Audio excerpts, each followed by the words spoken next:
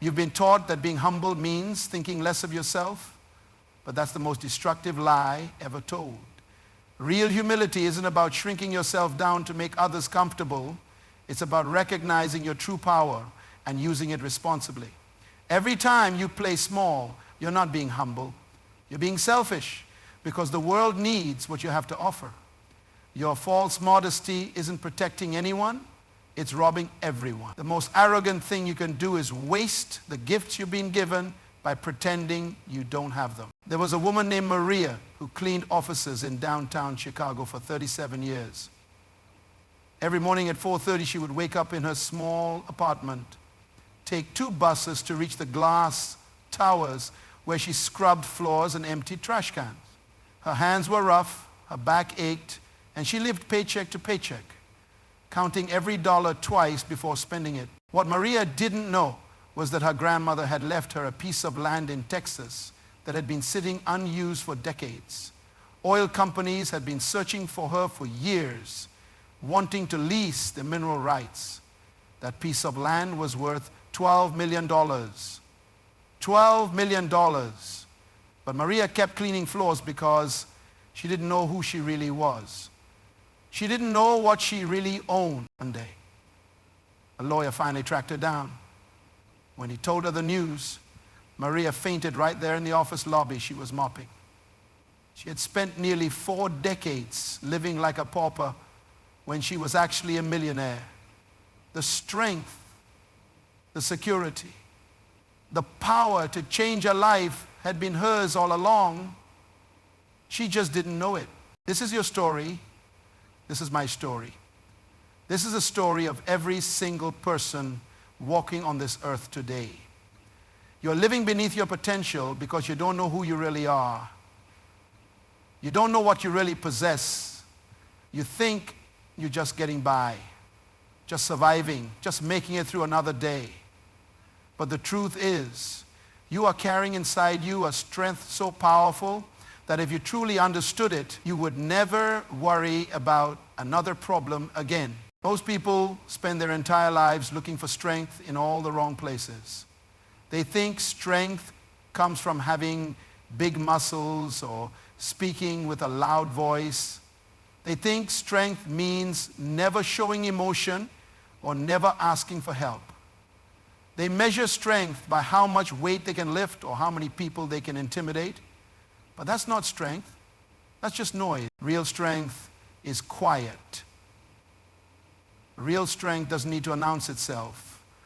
Real strength is the single mother who works 3 jobs and still finds time to help her children with their homework. Real strength is the man who loses his job at 55 and starts over without complaining. Real strength is the teenager who stands up to peer pressure even when it costs them their popularity. You see, strength isn't something you get. Strength is something you already have. It's not something you build, it's something you build. It's something you uncover. It's not something you earn. It's something you inherit just by being human. But here's what happens to most of us. Life has a way of convincing us that we're weak. Every failure whispers to us that we don't have what it takes. Every setback suggests that we're not strong enough. Every disappointment tries to prove that we should lower our expectations and settle for less. The world around us is designed to make us feel small. The media shows us people who seem to have it all figured out, making us feel inadequate. Our schools often focus more on what we can't do than what we can do. Our jobs put us in boxes and tell us to stay there. Even our families, with the best intentions, sometimes plant seeds of limitation in our minds by trying to protect us from disappointment. And slowly, gradually, we begin to believe the lie. We begin to think that our current situation is all we're capable of. We start to accept that our problems are bigger than we are. We convince ourselves that we're just ordinary people who should be grateful for ordinary lives. But what if I told you that ordinariness is not your natural state? What if I told you that mediocrity is not your default setting? What if I told you that you were designed for greatness, built for impact, created for significance? The truth is, you carry within you the same creative power that moves mountains and changes seasons. You possess the same intelligence that designed the human brain and mapped the human genome. You house the same energy that keeps your heart beating and your lungs breathing without you even thinking about it. Right now, as you hear these words, your body is performing millions of functions simultaneously. Your immune system is fighting off threats you don't even know exist. Your nervous system is processing information faster than the most advanced computer. Your circulatory system is delivering oxygen and nutrients to every cell in your body through a network of vessels that, if laid end to end, would circle the earth twice. You are a walking miracle. You are a breathing wonder. You are a living testament to the fact that impossible things happen every single day. And if that kind of power exists in your physical body, how much more power exists in your mind, your spirit, your potential. The problem is not that you lack strength. The problem is that you don't recognize the strength you already have. You're like Maria, sitting on a fortune while living like you're broke. You're carrying a treasure while believing you're empty-handed. Every morning when you wake up, you're not just waking up as an ordinary person trying to get through another ordinary day. You're waking up as a champion who hasn't realized they're already wearing the crown. You're waking up as a giant who has been convinced they're small. You're waking up as a powerhouse that has been taught to whisper when they were born to roar. The strength you're looking for isn't hiding somewhere outside of you, waiting to be found. It's not in the next seminar you attend, or the next book you read, or the next person you meet. The strength you need is already inside you, waiting to be awakened. It's been there all along, patient and powerful, just waiting for you to stop looking everywhere else and start looking within. Your past doesn't disqualify you. Your mistakes don't diminish you. Your current circumstances don't define you. You are stronger than every obstacle you faced, more powerful than every problem you're dealing with, and greater than every limitation that's been placed on your life. The question isn't whether you have strength. The question is, when will you start using it? David Thompson was the kind of man who apologized for taking up space in an elevator for 15 years.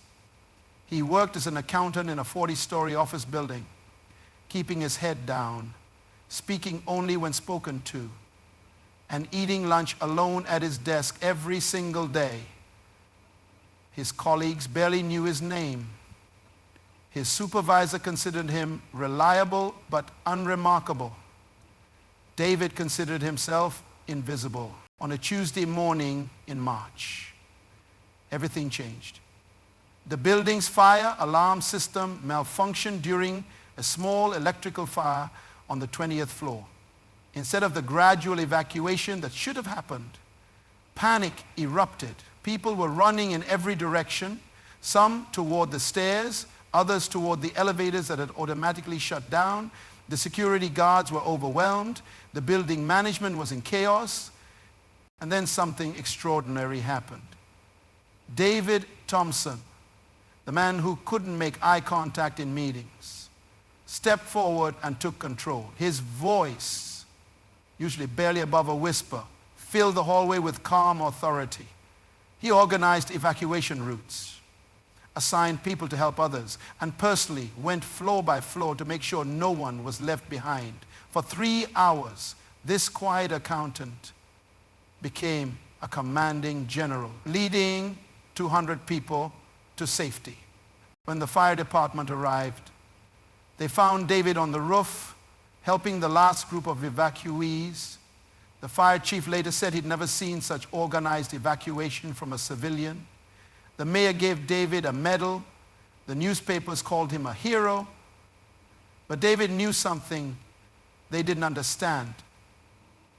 He wasn't a hero who suddenly became strong. He was a strong man who finally had a reason to show it. This is what I want you to understand. Crisis doesn't create strength. Crisis reveals strength. The power that David showed that day wasn't manufactured in the moment. It was already there, waiting for the right circumstances to appear. You see, we've been taught to think of strength as something we need to develop, like a muscle we need to exercise. We go to seminars to get stronger. We read books to become more powerful.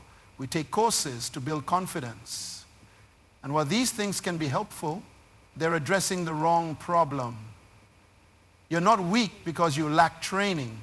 You're powerless because you don't recognize the power you already possess. Think about the mother who lifts a car off a trapped child. Scientists call it hysterical strength, but I call it normal strength, finally being accessed. That woman didn't suddenly develop superhuman power. She always had that strength. She just never had a reason urgent enough to tap into it. The same thing happens to you every single day, but in smaller ways that you don't even notice. When someone you love is hurting, you find words of comfort you didn't know you had. When your family needs you, you discover energy you thought was gone. When your back is against the wall, you develop solutions you never imagined possible. But here's what most people do after the crisis passes, after the emergency ends, after the moment of strength is over, they go back to thinking of themselves as weak. They treat their moment of power like it was a fluke, an accident, something that happened to them rather than something that came from them. David went back to his accounting desk the next week, and within a month, people had forgotten about his heroic actions, but more importantly, David started to forget too. He went back to apologizing for existing, back to eating lunch alone, back to believing he was ordinary. He had proof of his extraordinary strength, but he chose to live like it never happened. Don't make David's mistake. Don't treat your moments of strength like they're exceptions to who you really are. Those moments are revelations of who you really are. When life forced you to be strong, you were strong. When circumstances demanded that you be powerful, you were powerful. When situations required you to be brave, you were brave. The strength you showed in your crisis moments isn't borrowed strength. It's not temporary strength. It's not accidental strength. It's your strength. It belongs to you. It comes from you. It is you. But you don't have to wait for a crisis to access it. You don't need a building to be on fire to show leadership. You don't need an emergency to demonstrate courage. You don't need a tragedy to reveal your true capacity. The difference between people who live strong lives and people who live weak lives isn't that some have strength and others don't. The difference is that some people access their strength regularly, while others only access it in emergencies. Your strength isn't seasonal. It's not conditional. It's not dependent on circumstances. It's constant, consistent, and always available. The question isn't whether you have what it takes to handle whatever you're facing. You do. The question is whether you'll give yourself permission to be as strong as you actually are. Stop waiting for life to force your strength out of you. Start choosing to live from that place of power every single day. Elena Rodriguez was serving her 10,000th cup of coffee when her life changed forever. She had been working at the same diner for 8 years, taking orders, wiping tables, and listening to customers complain about everything from the weather to the government. At 32, with 2 young children and no college degree, Elena had accepted that this was her life.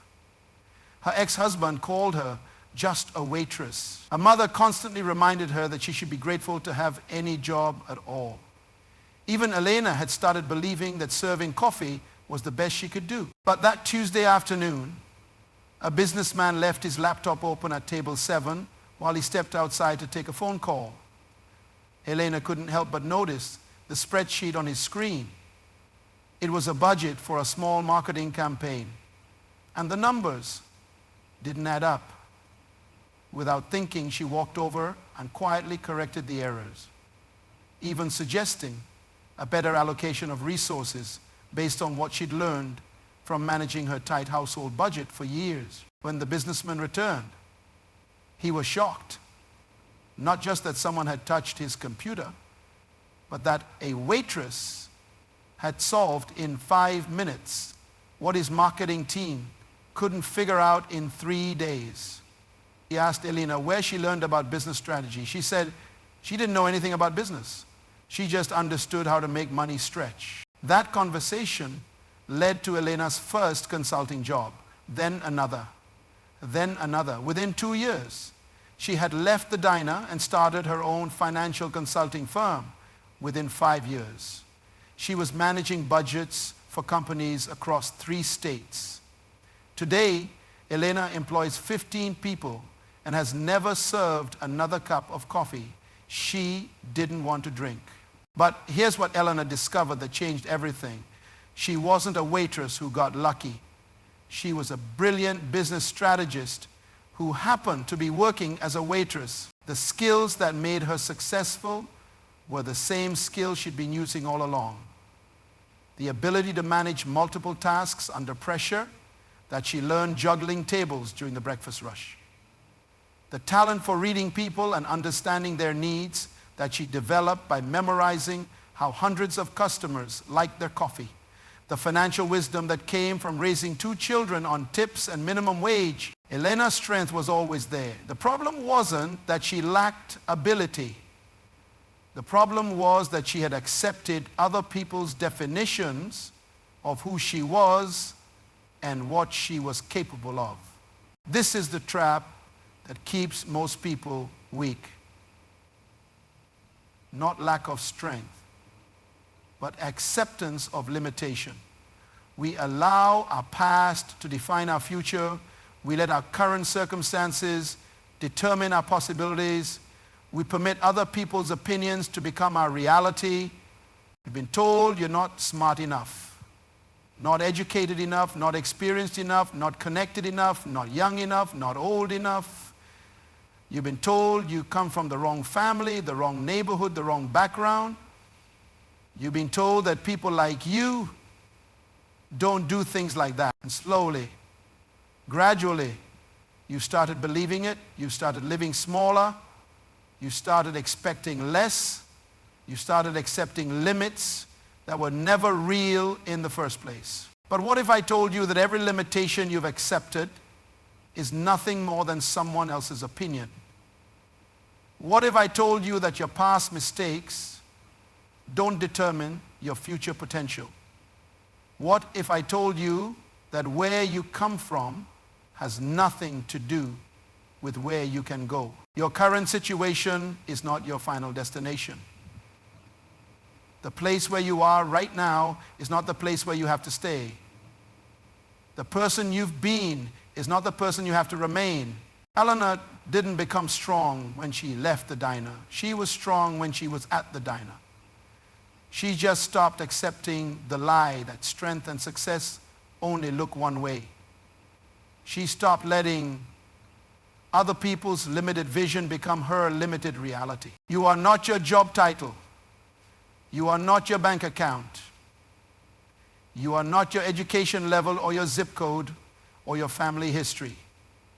You are not the sum of your mistakes or the product of your circumstances. You are stronger, smarter, and more capable than any label that has ever been placed on you. The chains that hold you back aren't made of metal. They're made of thoughts. And thoughts can be changed. There's a difference between knowing you have $1 million in the bank and actually spending it. There's a difference between owning a powerful car and actually driving it. And there's a difference between possessing incredible strength and actually using it. Most people spend their entire lives sitting on unused potential. They know they're capable of more. They feel it deep inside, but they never learn how to access it. They live like someone who owns a mansion but sleeps in the garage because they can't find the keys to the front door. Your strength isn't a theory. It's not a concept. It's not something that might exist if conditions are perfect. Your strength is real, it's present, and it's available right now. But activation requires more than just acknowledgement. You can't just think your way into strength. You have to step into it when a pilot wants to take off. They don't just sit on the runway thinking about flying. They don't just talk about altitude and thrust and aerodynamics. They push the throttle forward, they build momentum, and they commit to leaving the ground. The plane had the power to fly from the moment it was built, but that power remained dormant until someone decided to activate it. Your mind is the throttle of your strength. What you think about consistently becomes what you believe. What you believe becomes how you see yourself. How you see yourself becomes how you act. And how you act determines the results you get in life. But here's what most people do. They think about their problems all day long. They rehearse their failures over and over. They replay their disappointments like broken records. They focus on what's wrong, what's missing, what's not working. And then they wonder why they feel weak and powerless. You can't activate strength while focusing on weakness. You can't access power while concentrating on problems. You can't tap into your potential while dwelling on your limitations. If you want to activate the strength that's already inside you, you have to start thinking like the strong person you already are. You have to see yourself handling challenges before they appear. You have to imagine yourself succeeding before you even start. You have to believe in your victory before you enter the battle. This isn't positive thinking. This is accurate thinking. You're not pretending to be strong. You're recognizing the strength that's already there. You're not creating power. You're connecting to the power you already possess. Vision is the key that unlocks dormant strength. When you can see yourself beyond your current circumstances, when you can imagine yourself overcoming your present challenges, when you can picture yourself living the life you were meant to live, something powerful happens inside you. Your strength begins to stir. Your potential begins to wake up. Your dormant abilities begin to activate. Most people die with their music still inside them. They go to their graves with their strength unused, their potential untapped, their power dormant. They spend their whole lives wondering what could have been instead of living what should be, but not you, not anymore. You're not going to be another person who knew they had strength but never used it. You're not going to be another person who felt potential but never activated it. You're not going to be another person who dreamed about greatness but settled for mediocrity. The strength you need for every challenge you're facing is already inside you. The power you need for every goal you want to achieve is already available to you. The capacity you need for every dream you want to fulfill is already part of who you are. Stop operating from your comfort zone and start operating from your capacity. Stop living from your current experience and start living from your true potential. Stop settling for who you've been and start becoming who you were meant to be. Marcus Williams was born with a stutter so severe that ordering food at a restaurant was torture. In school, he sat in the back row, never raised his hand, and prayed teachers wouldn't call on him. By high school, he had perfected the art of being invisible. His guidance counselor suggested he consider careers that didn't require much speaking. His father, trying to be helpful, said maybe Marcus should focus on jobs where he could work alone. At 19, Marcus took a job at a small radio station, filing records and cleaning equipment. He figured it was perfect. He could be around communication without having to communicate. Every day, he watched the radio hosts through the glass booth, admiring their confidence, their smooth delivery, their ability to connect with thousands of people through their voices. One evening, Marcus was alone in the station when a breaking news story came in about a factory explosion across town. The evening host had already left, and there was no one else to go on air. The phone was ringing with people wanting information. Emergency services were asking the station to broadcast safety instructions. Marcus stood in that empty studio looking at the microphone that had terrified him his entire life. He could have called the host at home. He could have put up a sign saying the station was closed. He could have walked away and let someone else handle it. Instead, Marcus Williams sat down, turned on that microphone, and began to speak. His voice shook at first. He stumbled over a few words. But as he continued, something extraordinary happened. The stutter that had controlled his life for 19 years began to disappear. Not because he was cured, but because he had found something bigger than his fear. He had found his purpose. For 3 hours that night, Marcus stayed on the air, coordinating rescue efforts, providing updates to worried families, and offering comfort to a frightened community. By the time backup arrived, he had single-handedly managed the most important broadcast in the station's history. But the real transformation wasn't in that one night. It was in what Marcus discovered about himself. He realized that his struggle with speaking hadn't made him weak.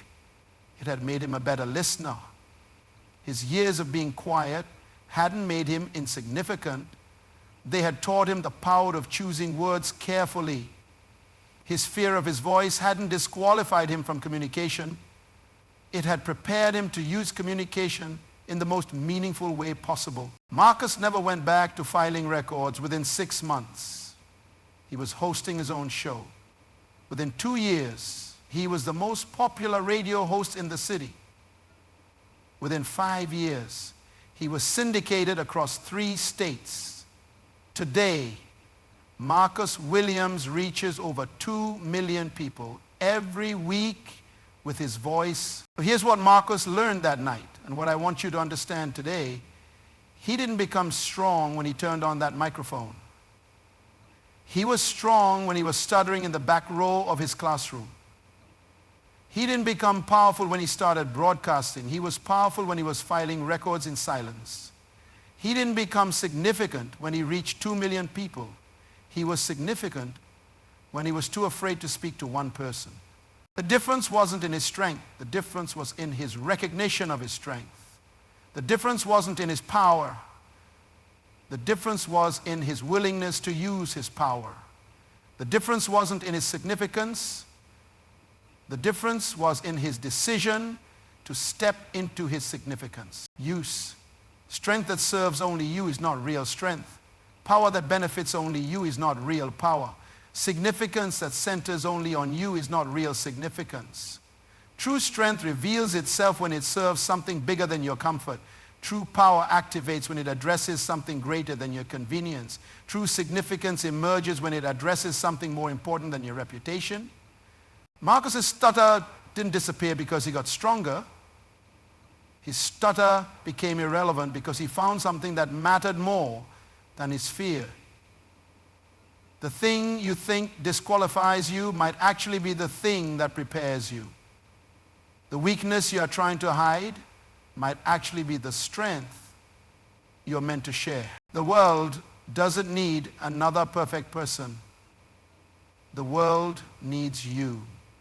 With all your struggles, all your scars, all your stories. The world needs your unique combination of experiences, insights, and abilities. The world needs your strength, not in spite of your struggles, but because of them right now.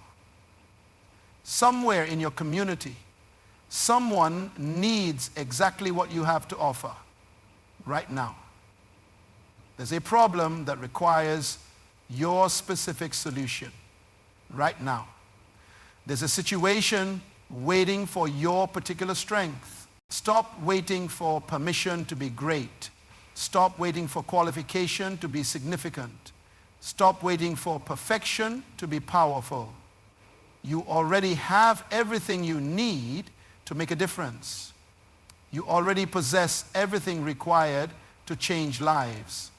You already are everything necessary to fulfill your purpose.